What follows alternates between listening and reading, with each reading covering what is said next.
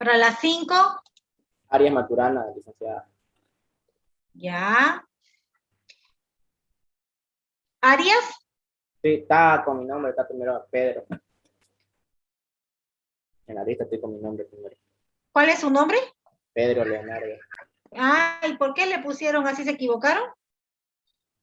Sí, sí. Ya, con razón no lo pillaba. Bueno, siguiente, para la, ¿cuál Yo era? listen para las Esta 6.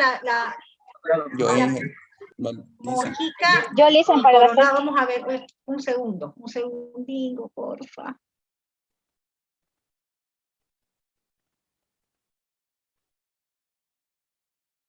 Mojica dijo la compañera, ¿cuál era su apellido? De esta compañera, Peña Mojica. A ver, un segundo. Ya, Peña Mojica y Coronado, ¿no? Para la siguiente, ya ya los estoy marcando para que la próxima ya participen otros, ¿ya? Coronado para las 7, ¿no? Coronado, Ceballos, ¿no ve? Sí. Ya. Ahora sí, voy a empezar a grabar la clase a partir de este momento. Ya. Recording in progress. ¿Podemos empezar con la 1, por favor? Soy yo. ¿Le puedo responder la pregunta 1? Sí. Ya. La pregunta es si un mensaje electrónico puede ser considerado como un documento digital. ¿Ya? La respuesta es un sí. Sí es válido, ya que el usuario que lo ocupa puede hacer su documento digitalizado y hacer que llegue ese documento al dignatario.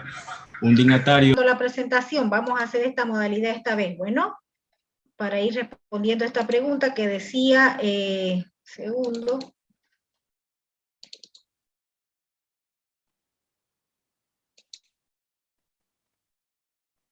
¿Quién me ayuda, por favor, leyéndome la pregunta, por favor, para que no me salga de la presentación, porque ya me salí, creo. Pero bueno.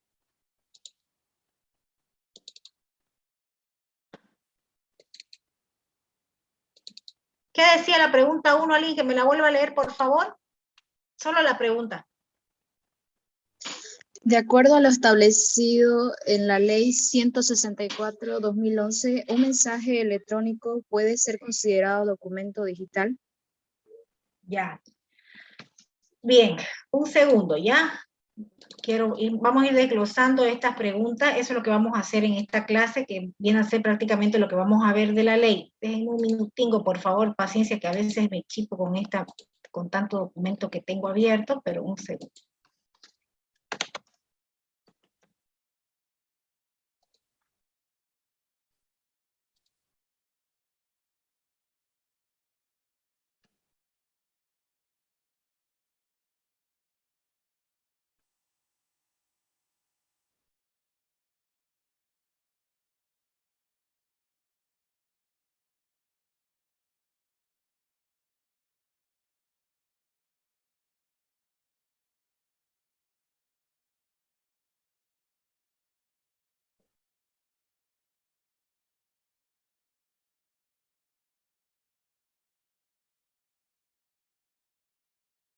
Ya.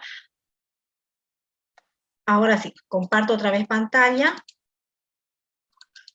Vemos nosotros aquí tenemos la ley, ¿no? La ley en el artículo, no sé si así lo hicieron, ese análisis hicieron ustedes, pero lo vamos a ir haciendo conmigo. En el artículo 6, las definiciones. Aquí en este artículo lo que se hace es dar una serie de definiciones que son las que se van a utilizar tanto para la ley como para los diferentes reglamentos que van a ir, reglamentos que van detallando cómo se va a aplicar, se va a implementar lo que define esta ley. Vamos entonces a ver el último punto de las definiciones, porque da respecto a varios criterios, respecto al servicio postal. Vamos a ver nosotros respecto a en el numeral 4, el artículo 6, numeral 4, hace las definiciones sobre respecto a la firma y documentos digitales. En este sentido, vamos a ver qué define el documento, cómo lo define la ley al documento digital. Dice que es toda representación digital de actos, hechos o datos jurídicamente relevantes.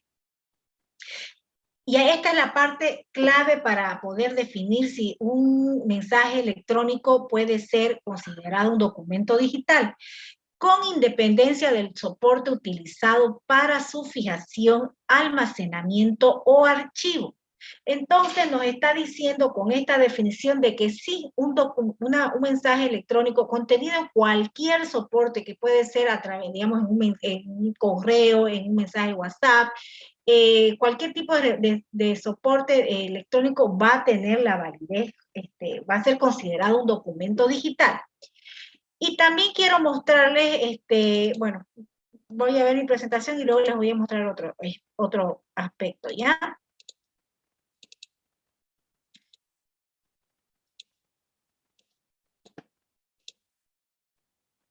Bueno, el objetivo precisamente que tiene esta ley, la ley 164/2011, no solamente es el único objetivo, pero a efecto de lo que nosotros vamos a estudiar, estos son los objetivos que nos importan.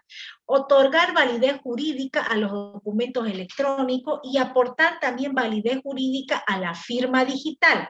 Ahorita estamos hablando de los documentos electrónicos o documentos digitales.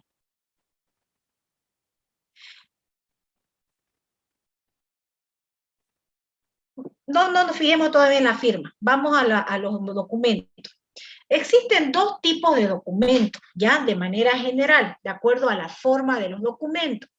Estos documentos pueden ser documentos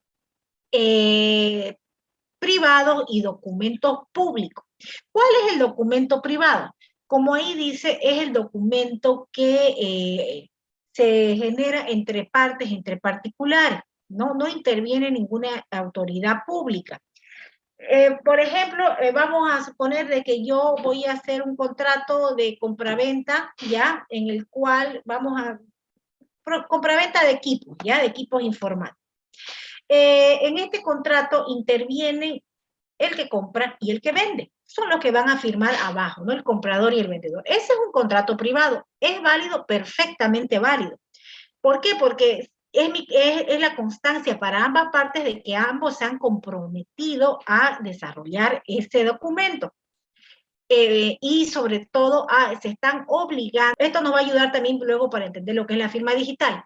Pero ahorita que estamos haciendo referencia a eso, vamos a definir lo que es una firma común y corriente. ¿Qué es lo que es una firma? Una firma, de acuerdo a la definición que da la Real Academia Española, es un trazado que puede contener la rúbrica, no de una persona, pero que lo identifica y que esta persona lo utiliza como medio de identificación. Entonces, primero cumple dos funciones. La primera es identificar al titular de la firma y la segunda función, obligar a este titular al contenido del documento, de lo que establece el documento. Porque si alguien no está de acuerdo con lo que dice el documento, pues no tendría que firmarlo, ¿no ves? Entonces, esa firma, al poner la firma, nos estamos identificando y nos estamos obligando con el contenido del documento.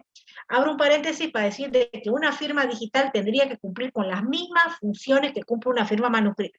Vuelvo a cerrar paréntesis y nos volvemos otra vez al tema de los documentos. Decíamos entonces que este documento privado entre partes es firmado tanto por el comprador como el vendedor. ¿Qué sucede si el comprador, digamos, el vendedor, se compromete a entregar unos equipos en unas condiciones específicas en cuanto a calidad, cantidad, etcétera? Pero cuando toca el momento del cumplimiento no lo entrega así y luego se niega, es más, a cumplir con lo establecido. La otra parte, ¿qué tiene a su favor? ¿Cuál es la prueba que tiene para hacerse valer ese derecho? Porque está afectado en sus intereses porque no le están cumpliendo el contrato. Entonces, ¿cuál es su prueba de esa persona? En este caso del comprador. Alguien que me responda. ¿Qué prueba tiene para poder exigir el cumplimiento? El documento que se realizó entre ambos. El contrato, el documento privado, ¿no ves? Sí. Sí, ya. Entonces, en el caso de que, digamos, decida esta persona a la cual han incumplido, decida acudir ante una autoridad judicial para obligarlo, para obligarlo a que cumpla, va a tener que ir ¿con qué? Con su prueba. ¿Cuál es su prueba? El documento privado. ¿Y qué va a hacer cuando demande? Va a aportar esa prueba. Pero es un documento privado y el juez va a citar a la parte incumplidora y le va a requerir, va a decir, por favor, cumpla lo que usted se comprometió. O sea, no así de esa manera, pero más o menos, digamos, ¿no? Y la otra parte se puede dar un número de situaciones. Una de esas es que la otra parte diga, no, efectivamente yo no me comprometí a eso, fue cambiado después el contrato, o inclusive no fue mi firma, un montón de circunstancias. En ese caso está el juez como tercera parte ante la palabra de uno contra la palabra del otro. Por lo tanto, el juez no tiene por qué creerle al uno y por qué creerle al otro. Tendrá que averiguar qué es lo que pasó y cómo va a hacer eso, valorando la prueba que tiene, ¿no? Ya sea testigos, ya sea pruebas grafológicas. Hay muchos medios de prueba y muchos mecanismos para que él pueda verificar la efectividad de esa prueba. Y al final, cuando logre, ahí se abre un proceso, probación, etc. Al final, cuando logre llegar a diríamos, a averiguar la verdad, va a emitir una sentencia. Al final ha pasado todo un tiempo, pero al fin ha emitido una sentencia y seguramente va a obligar al cumplimiento de la parte que no ha cumplido. Entonces, recapitulando, a esta persona, a la persona que le incumplieron, ¿le ha servido su documento privado? Sí, pues le ha servido, ¿no ves? Porque al final ha pasado un tiempo y todo lo demás, pero se ha hecho valer su derecho. Ese es el documento privado. Vamos ahora con el documento público. Resulta que en el documento público, ya vamos a poner el mismo ejemplo, intervienen las mismas personas, ¿no? El comprador y el vendedor celebran el acto jurídico, el negocio jurídico, pero como digamos, son varios equipos y es harto dinero el que está de por medio, entonces deciden hacerlo en un documento público. Para ello van ante un notario de fe pública y ese documento, ¿ya?, que ellos han redactado, le piden al notario de fe pública que lo inserte en sus registros.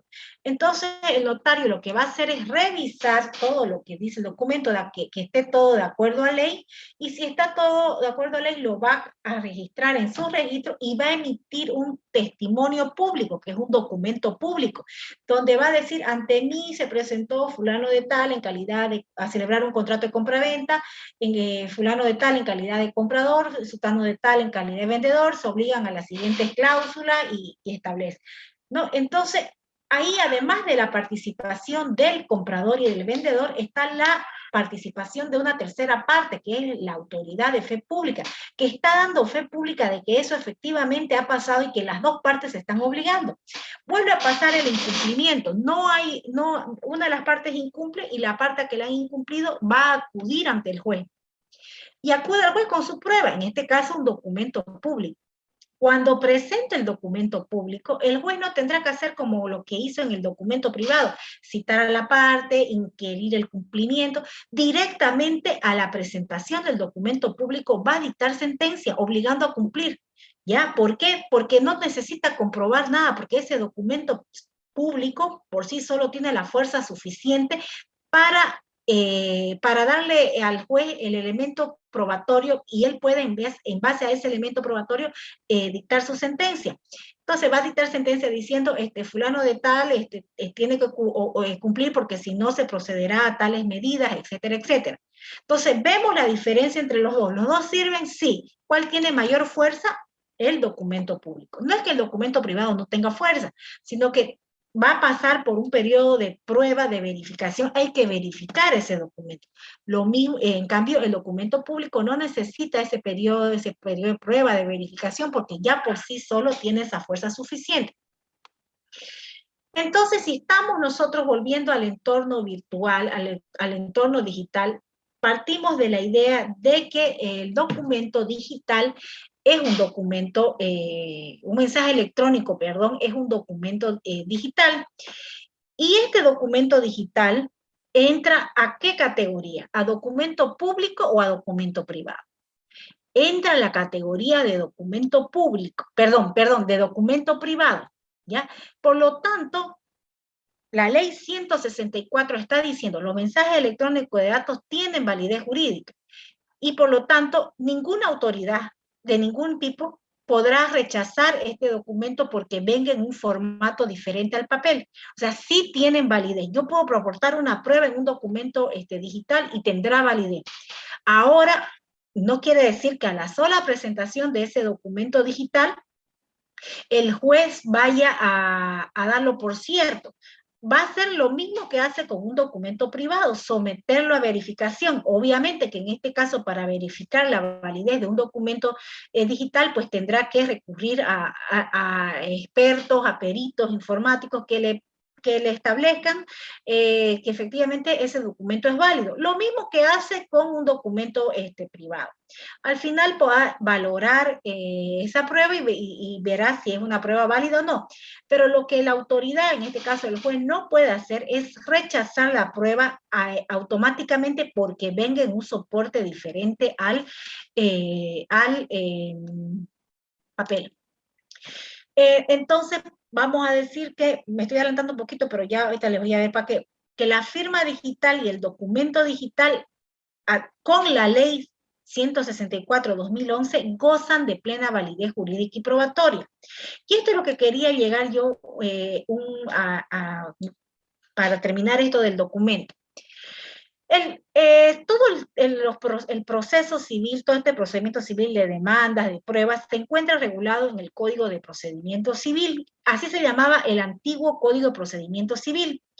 Y decía que los medios de prueba eran la prueba documental, que son los documentos, la testifical, los testigos, las presunciones judiciales, es decir, los indicios que el juez valora y cree que ha pasado un determinado hecho o situación, la confesión cuando alguien admite un hecho, el peritaje, es decir, el informe de los técnicos, de los expertos, y además decía, el último inciso, en otro artículo decía, cualquier otro que sea aceptado por el juez. ¿Qué quiere decir esto? Que antes del año 2011, antes que entre en vigencia la ley 164, si un juez quería admitir una prueba que no esté en un papel, que no esté en una prueba tradicional, lo podía hacer porque decía el código, ¿no?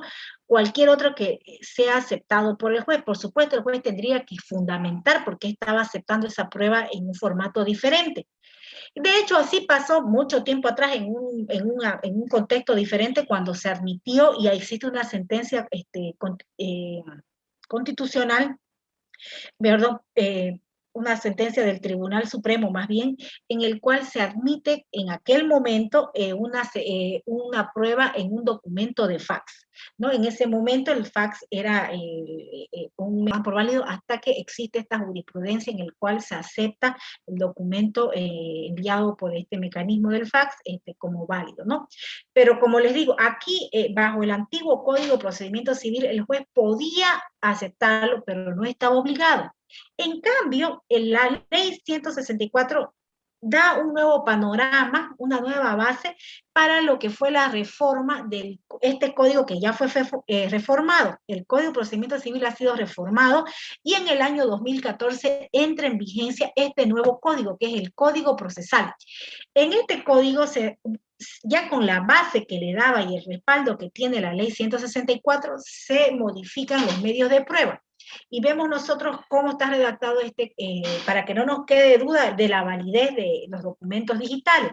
Dice, son medios legales de prueba los documentos, la confesión, las declaraciones de testigos, la inspección judicial, la reconstrucción de los hechos, el peritaje, las presunciones y la prueba por informe. En el numeral 2, ahí es donde nos interesa, igualmente se consideran medios legales de prueba los documentos y firmas digitales y los documentos generados mediante correo electrónico en las condiciones previstas en la ley. Entonces, nos está dando, vemos por todos lados que ya existe la validez para tanto el documento como la firma digital. ¿Bien? Entonces, vamos con la pregunta 2, por favor. ¿A quién le tocaba? Licenciada, una consulta antes que todo. En la pregunta 1 entraría igual el TIC. ¿Ya? ¿Qué me dice? No, le decía de que en la pregunta 1 igual podría entrar el TIC, o sea, tecnología de información y comunicación. O sea, ¿esa sería su respuesta? No, o sea, la pregunta es igual entraría porque eso yo coloqué. Depende de cómo lo redactó, para ver cómo lo enfocó, a ver qué le puso usted. Bueno, yo le puse que es válido por el usuario porque lo ocupa enviar un destinatario final, porque eso más o menos yo lo saqué del artículo 6, 38, ¿Ya? 39. Sí, sí, en realidad, pues claro, ¿no? Todo esto que estamos hablando está dentro de lo que se consideran las TIC, pues, ¿no? De las tecnologías de la información y la comunicación. Entonces, es una manera genérica de decir, ¿no? Que todos en este caso, los elementos, los documentos, los aspectos que se vayan a generar gracias a las TIC sí tienen validez jurídica en virtud a lo que dice la ley 164. Listo, gracias. ¿Ya? Vamos entonces con la... ¿Sí? Licenciada, perdón que le interrumpa. ¿Ya? Yo No, soy claro. el de la pregunta 7, Coronado. Me tengo que ir por una emergencia. ¿Será que se le puede dar a otra persona? Ya, está bien, está bien. Ok, no hay, ya, cuando toque ya le vemos quién lo... Ok, vamos con la 2. Según la definición que hace la Ley 164 de la firma digital, ¿se podría considerar un método seguro para utilizar? Sí, ya que fue creada por métodos que se encuentren bajo el absoluto y exclusivo control de su titular, susceptibles de verificación y está vinculada a los datos del documento digital, de modo tal que cualquier modificación de las mismas ponga en evidencia su alteración. Correcto. A ver, lo voy a explicar también un poquito esta parte. Ya, de todas maneras, la firma digital lo vamos a ver con mayor profundidad cuando veamos el reglamento que se aprobó para la ley a través del Decreto Supremo 1793, que lo vamos a ver en la siguiente clase. Aquí estamos ante la definición de lo que hace la ley, ¿no? Dice, es la firma electrónica que identifica únicamente a su titular, que son creados por métodos que se encuentren bajo el absoluto y exclusivo control del titular, susceptible de verificación y se encuentra vinculada a los datos del documento digital. Por lo tanto, cualquier modificación que se vaya a hacer después del envío va a resultar evidente, o sea, se va a poner en evidencia esa alteración. Algo que no le faltó aquí a la ley es precisamente, y tampoco lo dice el reglamento, es que en la práctica sí está bien definida, y esta es una definición general, ¿ya? Si nosotros vemos, por ejemplo, la directiva europea tiene una similar definición, vemos la norma española tiene una similar definición. Entonces es una definición similar, general, pero en la práctica, cuando nosotros ya estudiamos todos los preceptos que hacen relación al proceso de generación de firma digital, vamos a concluir de que esta firma digital es como que le faltara una parte de esta definición para que corresponda a lo que sucede en la práctica, en nuestro sistema jurídico. Porque la firma digital, para que tenga plena validez jurídica aquí bajo nuestra norma, bajo nuestro sistema jurídico, tiene que ser emitida sí o sí por una entidad certificadora acreditada. Si no está emitida por esa entidad certificadora, va a carecer de ese valor total jurídico y probatorio que tendría que tener, ¿ya? Entonces, y hay otro elemento también que lo vamos a ver cuando veamos el tema del decreto supremo, de que ahí se hace una diferencia entre lo que es una firma electrónica y una firma digital. Esta situación ha variado un poco porque cuando se empieza a hablar, empiezan a aparecer las primeras normativas de firma digital, en realidad se denominaba firma electrónica, solamente que había una diferenciación, se tomaba la firma electrónica simple y la firma electrónica avanzada. La firma electrónica simple era, digamos, una definición general en el cual podríamos incluirla aquí si queremos en esta definición de firma digital, pero la firma electrónica avanzada era aquella que sea emitida por una entidad certificada. Entonces, la que tenía plena validez jurídica era la firma electrónica avanzada. Ahora, en cuanto a denominación, esta firma digital ha pasado a reemplazar ese nombre de la firma electrónica avanzada. Ya no se utiliza la firma electrónica avanzada ni simple, solamente la firma electrónica y la firma digital, entendiendo que la firma electrónica va a ser aquella firma que no tenga la suficiente fuerza para tener la validez jurídica y probatoria que tiene la firma digital. Y esa fuerza de la firma digital se la va a otorgar ¿quién? Se la otorga él se la va a otorgar la entidad certificadora cuando le envíe. Bien, esto adelantándome un poco al tema que vamos a ver la siguiente semana. Ya no falta mucho para que termine, que empezamos tarde, ¿no? Ya, vamos con la 3.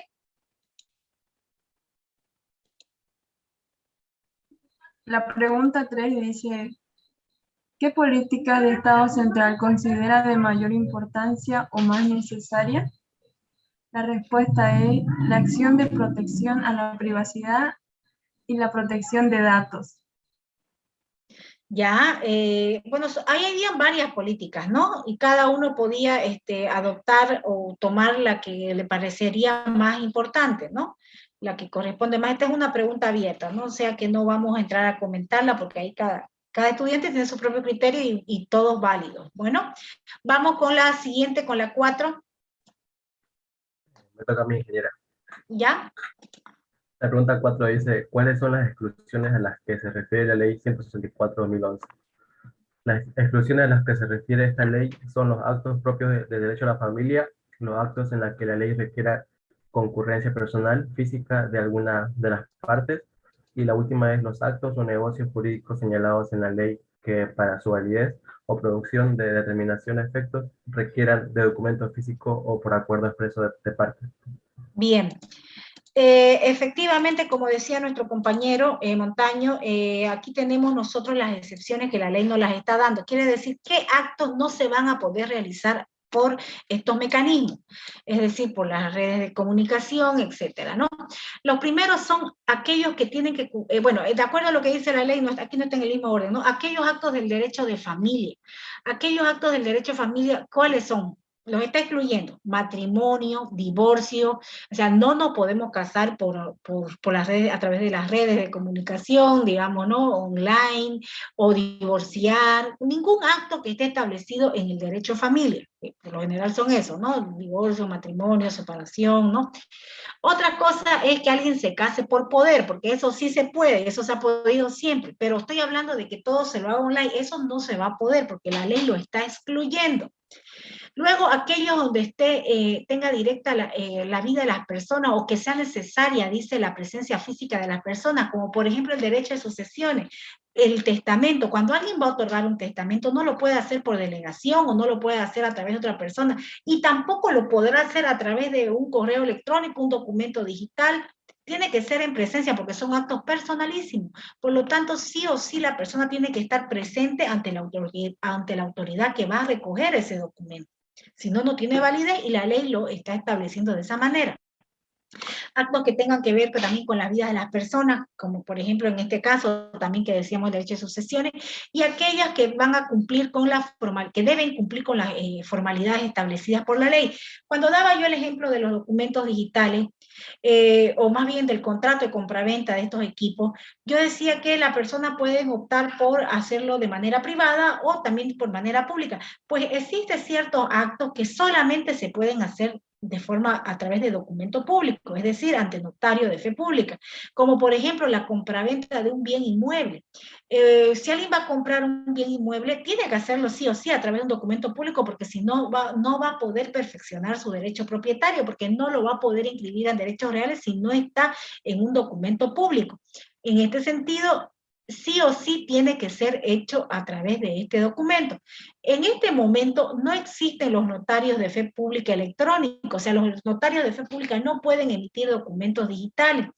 Está ya el protocolo establecido, está ya prácticamente la normativa también, los proyectos de normativa listos para que puedan los notarios, precisamente en este tema de derechos reales, empezar a emitir documentos digitales para que en derechos reales puedan tomarlos como válidos, estos documentos digitales firmados digitalmente por un notario de fe pública. Pero todavía no está implementado. Entonces, me imagino que cuando se implemente ya esta excepción probablemente quede sin efecto, pero de momento no se puede. Hay aquellos actos que se tengan que hacer a través de escritura pública, tienen que ser de manera tradicional, en papel, no puede ser por formato digital. Bien, con la siguiente pregunta, por favor, ¿quién le tocaba? A mí, la 5. ¿Cómo se Ya. podría lograr la seguridad en el comercio electrónico? instalar protocolos de seguridad, de transparencia, de hipertexto, implementar sistemas de verificación antifraude, uso de seguridad multicapa, realizar un monitoreo de las transacciones y evitar almacenar información de tarjetas de crédito o de débito. ¿Ya?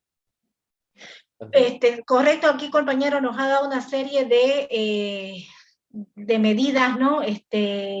Técnicas para lograr una seguridad en el comercio electrónico. ¿Qué nos dice el artículo? No sé si lo vieron, el artículo 85 de la ley. ¿Se está viendo la presentación? ¿Sí? ¿Sí se ve? Sí. Ya. Vemos aquí que está el artículo 85, ¿no? Del comercio electrónico. Dice, las ofertas de bienes y Se ven solo servicios por medios digitales. ¿Perdón? se ve su diapositiva de secciones. Ah, ¿no se está viendo la ley? No. No. Ya, a ver, esperen, es que ya. Pensé que estaban viendo la ley. Ya, ¿ahora sí? Sí, ahora sí, dicen. Sí. Ya. Vemos entonces que en el artículo 85 dice, la oferta de bienes y servicios por medios digitales que cumplan con las condiciones generales y específicas que la ley impone debe ser realizada en un ambiente técnicamente confiable y con las condiciones que la ley establece o que el Código de Comercio establece en este caso. Entonces, ¿qué está diciendo aquí esta ley? Dice de que para aquellas empresas, ¿no? Que vayan, o no solamente las empresas, personas jurídicas o personas naturales que vayan a realizar oferta de bienes y servicios a través de estos medios digitales, además de cumplir en el caso, por ejemplo, para poder ser un comerciante o para poder operar como una empresa, tiene que cumplir con las condiciones que están establecidas en el Código de Comercio. Además de esos requisitos, deberán además cumplir, dotar un ambiente técnicamente confiable. Y en esas definiciones podríamos encuadrar lo que nuestro compañero Arias nos decía, ¿no? Todas estas medidas de seguridad para evitar precisamente que los usuarios, los consumidores de estos servicios digitales o oferta de bienes digitales también, o oferta de bienes tradicionales que se hacen de manera digital, para evitar que los consumidores de estos puedan ser estafados, que sean, ¿no? Vulnerados en sus derechos, ¿no? Por lo tanto, está estableciendo esa obligación que no es bien general la ley, no entra a definir cuáles son esas medidas técnicas, pero sí dice que debe ser realizado en un ambiente técnicamente confiable. Con eso nos está diciendo que hay que buscar las medidas de seguridad idóneas. ¿Y por qué es general? Porque pues, en este momento pueden haber unas medidas de seguridad específicas y de aquí a un año van a ser otras y va evolucionando pues la tecnología y por lo tanto la ley no puede nombrar una tecnología o una medida técnica específica, sino que tiene que dejarlo de manera abierta. Bien, la siguiente pregunta. Era la 6, ¿no? ¿Quién le tocaba? No anoté el orden, los anoté a los estudiantes, pero no anoté el orden. ¿A quién le tocaba? Bueno, si no, alguien más que quiera, por favor, la 6. Responder a la 6.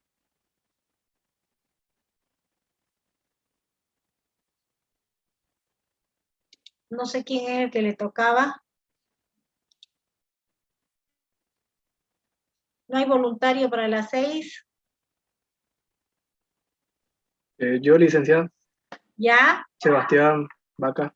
Ya, ok. Lo anoto. Ya, la 6 es, ¿cuáles son las entidades de certificación? La Agencia para el Desarrollo de la Sociedad de la Información en Bolivia, ATSI, es la única entidad certificada pública autorizada por la ATT. Ya. Complementando lo que dice nuestro compañero, ya,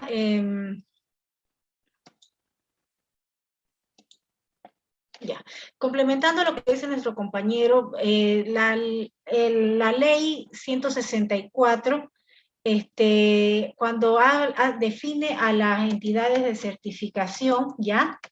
Dice que se tratan de aquellas instituciones, tanto públicas como privadas, que se encuentren debidamente autorizadas para poder emitir, para realizar todo el proceso de generación de firma digital, ¿no? En este caso, como decía el compañero, estamos ante la autoridad pública, la agencia pública que certifica las firmas digitales es la ATSI, la Agencia para el Desarrollo de la Sociedad de la Información de Bolivia.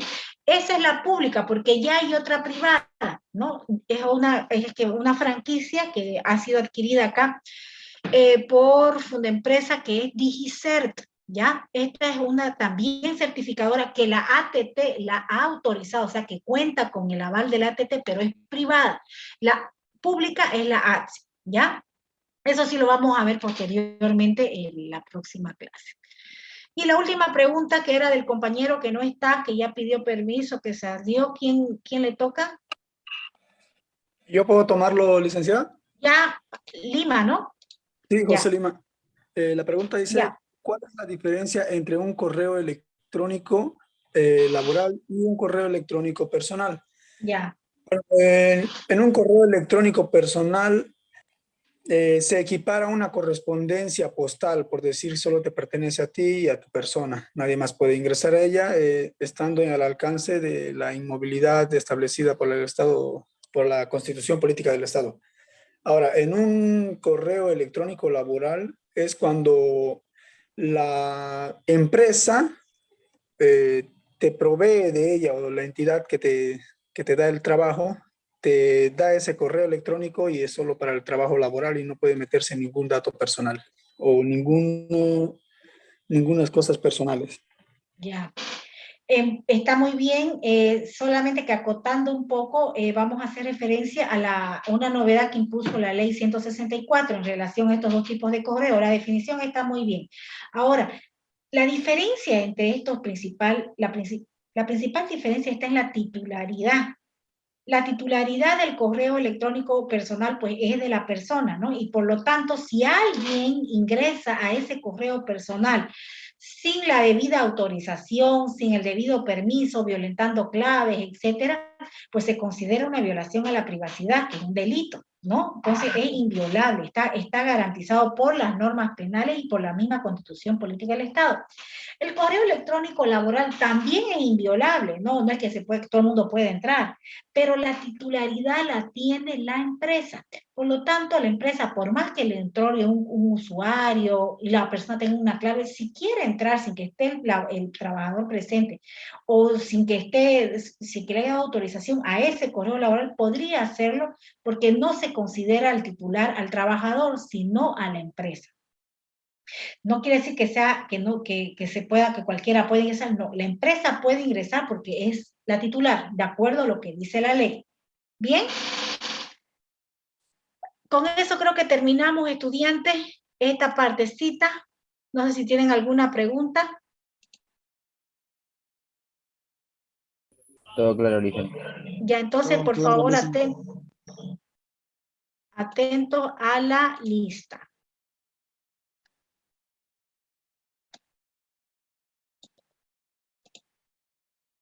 Aguilar. Presente. Angola. Presente. Bonilla.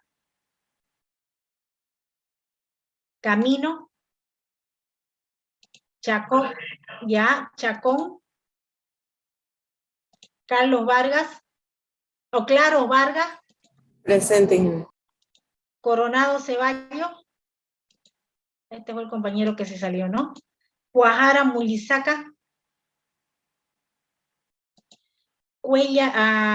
Guajera Mullizaca, perdón. Cuellar Serrano. Cueva Parada. Presente. Duarte Barriento. Presente. Echeverría Salazar. Farel Zapata. Presente, licenciada. Fernández Rojas. Presente, licenciada. Flores Canaza. Presente, Licen. Galván Velázquez. Galvis Llano. Presente. Gandarillas Méndez. Presente. González Saucedo. Guzmán Vallejo. Presente. Heredia Sánchez. Presente, Licen. Guaigua López. Humérez Aguirre. Hurtado Lilian Andrea. Presente, Licen. Justiniano Vaca. Lima Alave. López Rojas. Macías Ticona. Presente. Magne Capo. Magni Sebastián. Presente. Mamani Ausa. Mamani Condori. Presente. Mamani Zamudio. Presente. Mancilla Rodríguez. Presente, Licen. Maita Mamani. Presente, Licen. Mendoza Pasi. Presente, Licen. Montaño Claros. Presente. Morales Mamani. Presente. Padilla Montoya. Presente, Licen. Pedro Leonardo Arias Maturana. Presente, Licen. Peñaranda Vargas. Presente, Licen. Peña Mojica. Pozo Pérez. Presente, licenciada. Quispe River. Presente. Robles Mancilla. Presente, licenciado. Rodríguez Mariela. Rodríguez Daniela. Presente. Romero Benjamín. Romero Leaños. Presente. Sala Salvatierra. Salvatierra Paul o Raúl. Sánchez Taquichiri Johnny.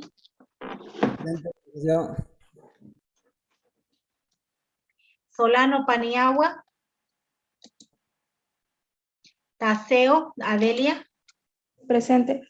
Tocó Maturano. Torres. Presente.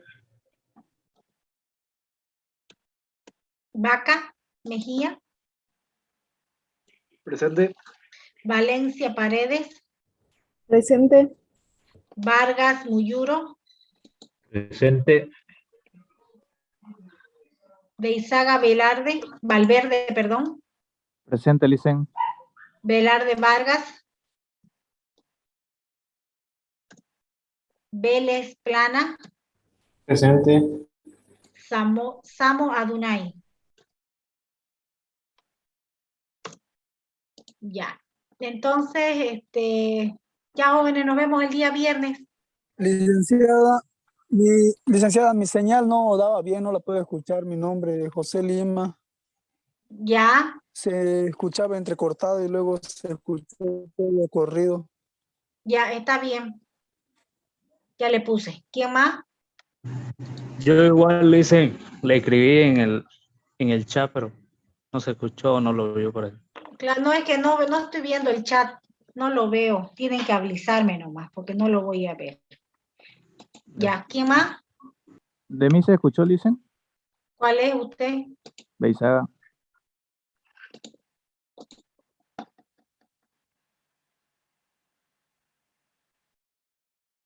Sí. Gracias. Está bien, jóvenes, entonces nos vemos el día viernes. Disculpe, ¿Sí? yo no le dije presente, pasa que no creo que no le pude escuchar bien. Ya le estoy poniendo.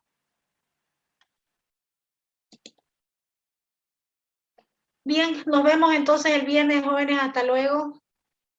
Hasta luego, licenciado. Hasta luego.